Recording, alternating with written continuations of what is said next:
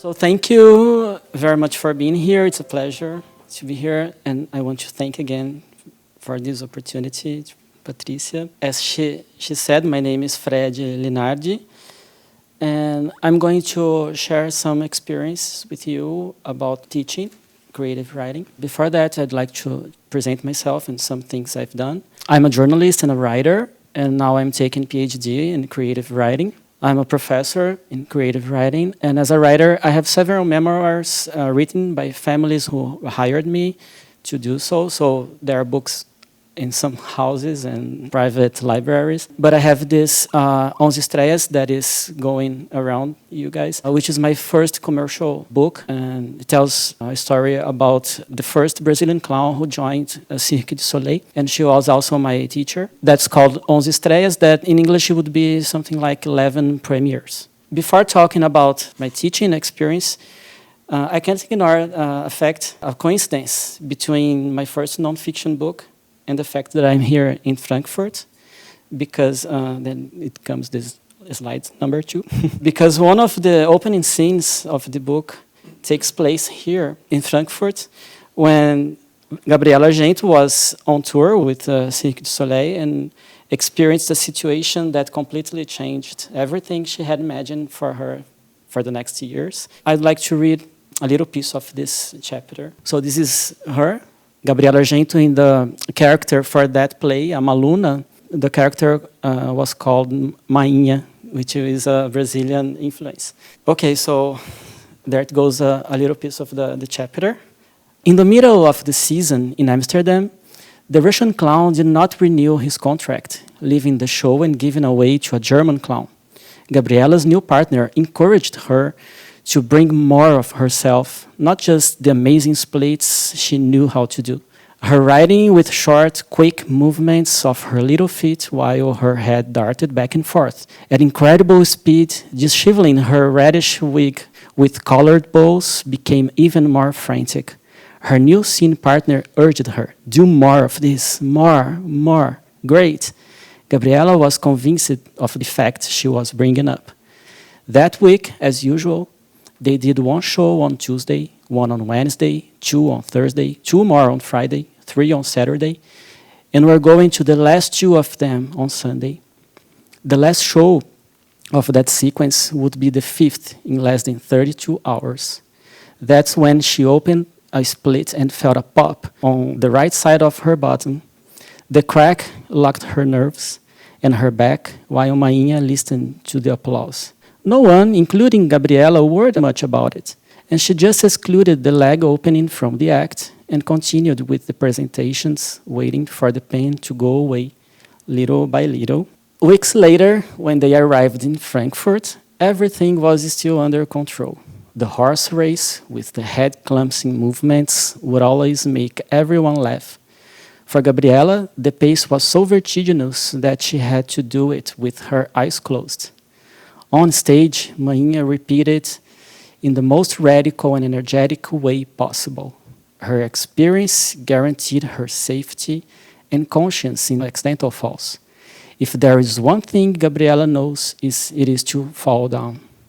But with eyes closed and moving so fast and widely, she didn't notice the moment she stumbled on the corner on the round stage. When she realized she was squashed on the floor, feeling an unbearable pain in her left arm.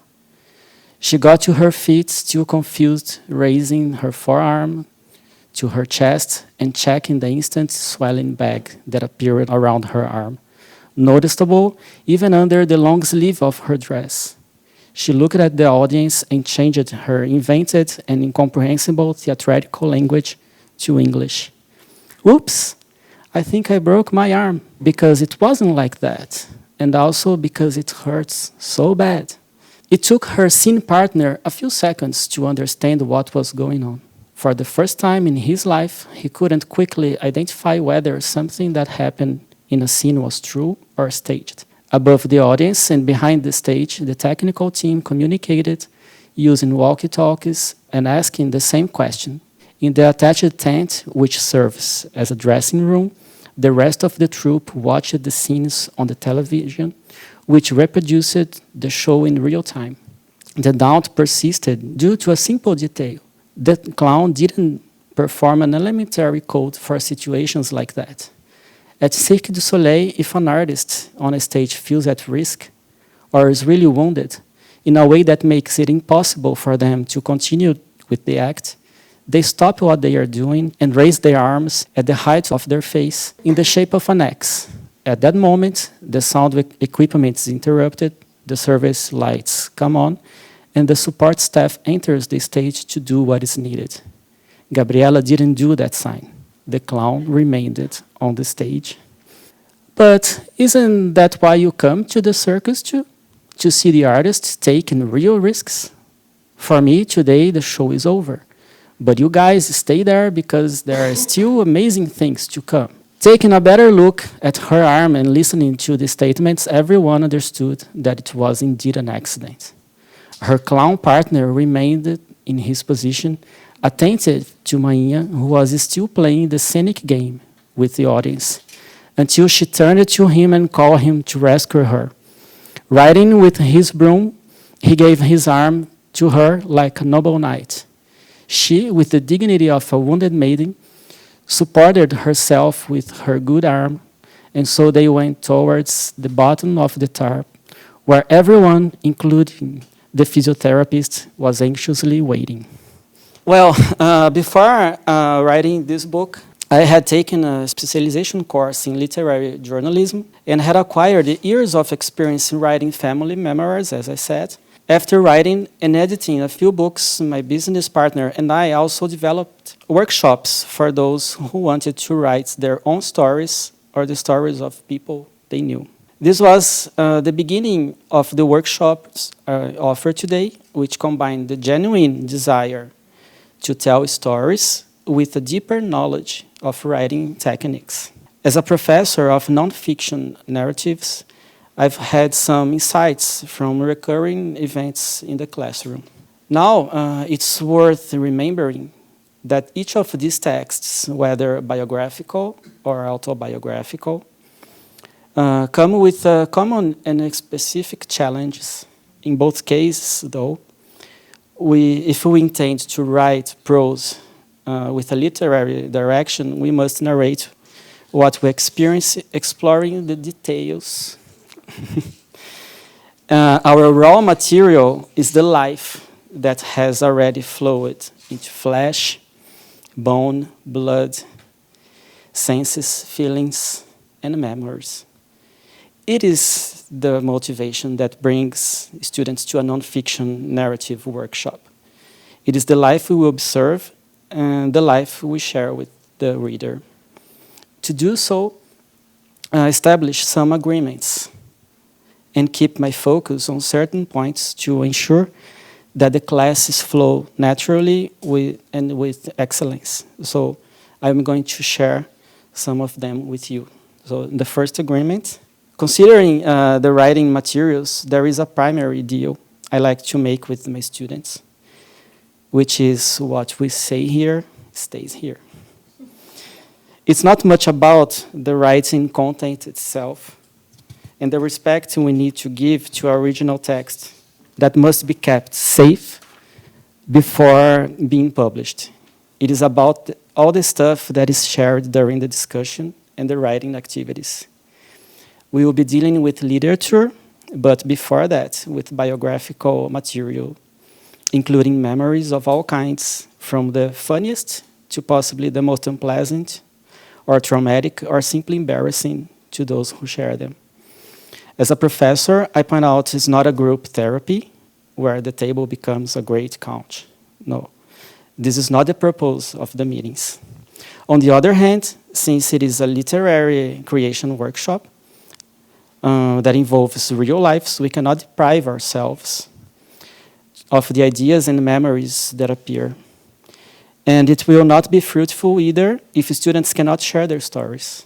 So between blocking emotions and blocking text, none of these options seem productive. The important thing then, it is to establish an environment of freedom kept by mutual respect and trust. With this, we can welcome what it is about literature. And then comes the agreement number 2. It is about non-judgment. Many of materials that come in may sound distant, unfamiliar, wrong, or even ridiculous, very shocking, or insignificant to the other students. It is very healthy when we ask questions about each other's stories in a way that makes the writer consider possible paths of writing or how they can explore a dive deeper into a specific subject. However, we should do this by embracing the story and not passing judgment, questioning choices from the past, or expressing opinions that won't add anything to the text.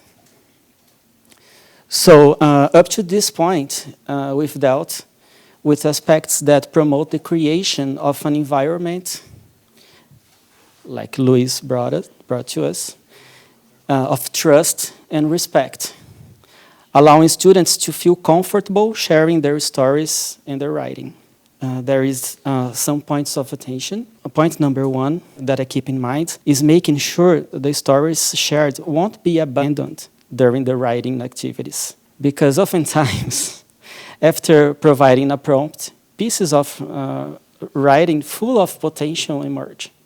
We listen to a promising beginning of a story, but for some reason that I don't know, or sometimes I realize, but I can't say anything, the student just won't continue. When discussing the fragments, the writer provides context, shares about the scenes, situations, and the characters, and then we eagerly wait for the rest of it, the written piece, the story that they told us during the discussion, but the student gets distracted maybe by other texts or changes the subject, changes the story. It is if they lost focus on an interesting story from one day to the next. Fred, don't explain it. Freud, maybe. And then there is the point number 2. The second point, and the fourth topic I'm bringing today, also relates to the lack of focus. That is when the subject of the story takes center stage at expense of the text itself. So I'm going to bring an example. The recipe of my grandma's dessert. My favorite. Oh, wow. Yeah. The student writes a very interesting text about their grandmother fruit cake. Memories which still accompany them today and that no one else has been able to replicate. And then what happens? In a few minutes, everyone is exchanging recipes from their respective grandmothers, aunts, mothers, and the feedback on the text is left behind. Nobody cares about the text anymore. and that's a challenge for me, because how can I just cut the good chat, the breakfast, the coffee break talking? And then as a conclusion, something that always comes to my mind is the fact that nonfiction writing involves an interest both in literature, but also in people. This delicacy to others' lives also happens behind the scenes of a nonfiction writing workshop. It is an essential ingredient, whether we want it or not. The two first points I brought revolve around the human element and the concern not to put the text at risk before it even exists. The two last ones focus on reminding us that if the human element outweighs the text, we got lost on ourselves, and the writing stays in the backseat. Unlike stage artists, we, as writers, deal with bigger risks on the backstage, and when we can avoid them. So when it comes to the written pages, we can type with no wounds, except those that are already part of us or the story character. Well, this is a glimpse of what I would like to share with you about the classes and my work as a writer, hoping it can stimulate some reflections on the relationship between the dynamics of the class and the text. So that's it. Thank you very much.